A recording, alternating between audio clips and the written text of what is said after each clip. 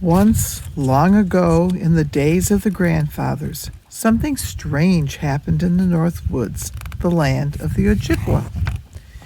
It was a time when everything was good and the people had all they needed to live. Summer brought many gizis, the blueberry moon. There was a golden sunshine and just enough rain so the berries grew plump and juicy. The fishing, too, was good, and no one went hungry. Later, as the nights turned cool, came Manomaniki Gizi, the rice-making moon. This was the time of the wild rice harvest, the gathering of the Manoman. Along the shallow shorelines, the stalks were heavy with grains, and the people gathered it gently into their birch bark canoes. They offered prayers of thanks to the Gitche Manito, the Great Spirit. No one could remember a better time until one day when something strange happened. One of the hunters did not return after spending all day in the forest. Someone said he was wounded and a deer was tracking it down when grandfather's son made his evening lodge. In the morning our hunter will return with much meat. So the people didn't worry. But morning came, and still the hunter did not return. A woman went to the stream for water, and she did not return. And now the people began to wonder. Later, an old grandmother went into the woods to gather firewood, but she did not come back. Now a dark fear crept through the village, like smoke from a dying campfire. The people gathered here and there in small groups and talked in whispers, pointing fearfully toward the forest. "Why are our people disappearing?" they asked. "What terrible thing is happening to our village?" In one place the white hares, or the elders, gathered. They had seen many winters, and their hair had turned white like the snow. As they talked of the disappearance, a white hare named Waboos began to remember a story he had heard long ago when he was very small. In the old story, people disappeared without a trace, never to be seen again. And as Waboos talked, his memory became clear, and suddenly he knew. He knew that there was a Windigo in the forest, and that the Windigo was eating the people.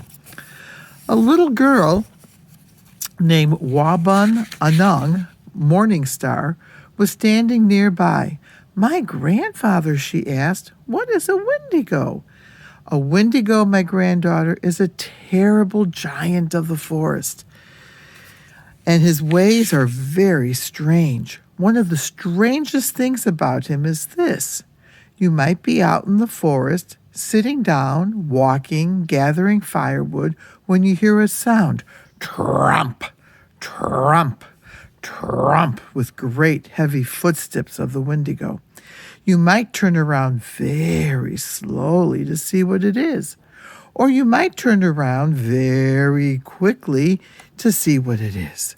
But no matter how slowly or quickly you turn, you will never see the Windigo. And this is because he has the power to turn himself into anything he wants. A boulder or a birch tree or an old stump, you never know where the Windigo is until he has you. And by then, granddaughter, it is too late." Morning Star listened with wide eyes, and her mind was full of questions, but words just wouldn't come. Wabu struck her hair tenderly. "It's all right, granddaughter. We will think of something." That evening, the people held a council meeting to decide what to do about the terrible Windigo. They sat in a circle around the fire, and soon a warrior stood up. "We must gather all our weapons and go out to do battle with this Windigo." A shout of approval went up through the people. Surely all the warriors together could defeat one Windigo. But then somebody remembered that Windigo could turn into anything he wanted. It might not be so easy to do a battle with a tree stump or a boulder, or especially if the warriors didn't know who to fight. The people grew quiet. Next, one of the white hairs stood up. This Windigo knows where we live. Let us move our village to a new place, far from here." Everyone murmured and nodded their approval, but then someone remembered that since the Windigo already knew where the people were, he would just follow them through the forest, capturing them and eating them one by one by one. Again, everyone fell silent.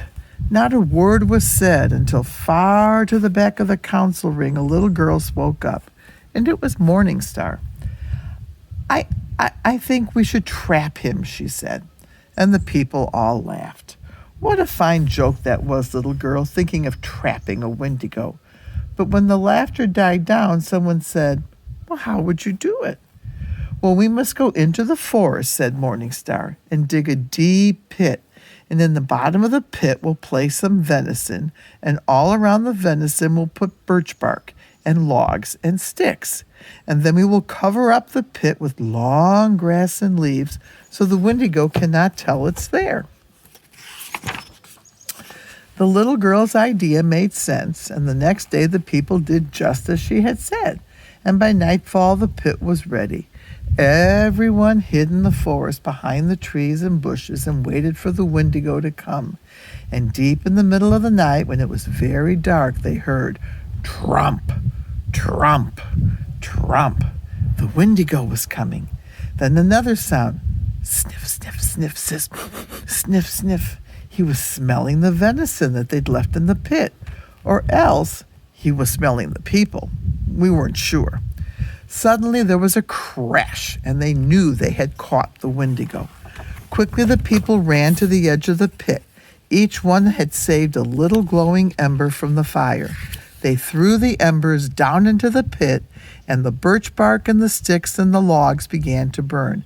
And soon there was a great fire roaring in the bottom of the pit, and the Windigo began roaring too, screaming and howling with anger. The people were frightened, and they ran back to their hiding places. And later, when it was quiet, they crept to the edge of the trap. They looked down, and there in the fiery pit was the Windigo, and he was furious.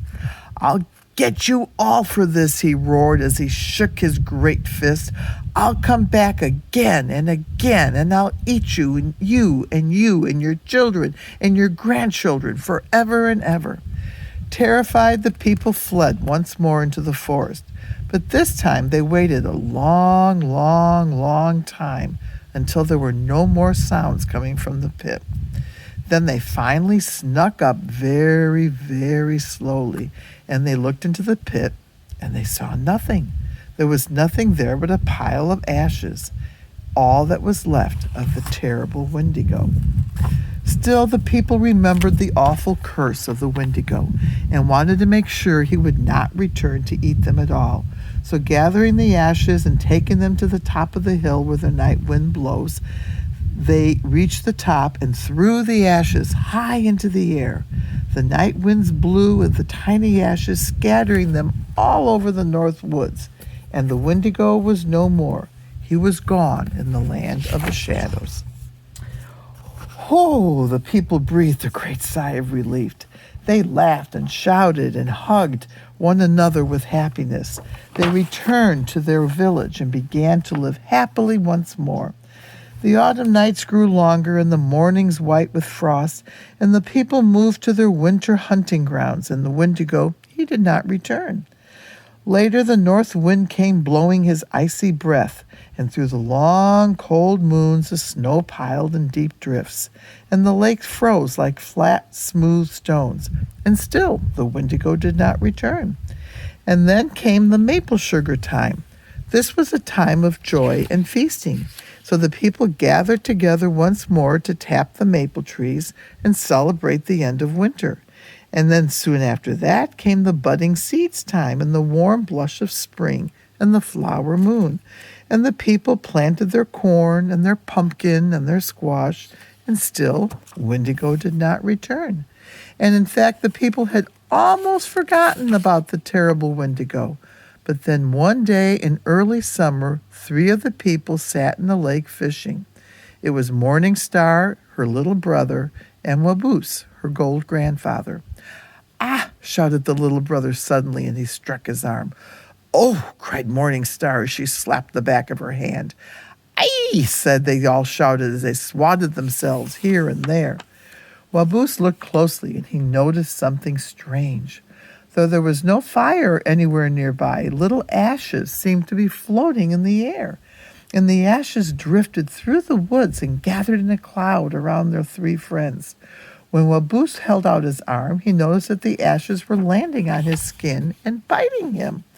And where the ashes bit, they left a little bump that itched and itched and itched. It is the Windigo, grandfather, said Morning Star. He's come back. Yes, my granddaughter, he said and smiled knowingly, and I'm afraid he's going to come back now every summer from now on, eating all of us, just as he said he would. Waboos arose and took the children's hand, and together they turned down the path toward the village to go and tell the people. And so it was that Windigo returned, and he returns every summer to this day, keeping the promise he made long, long ago. The end.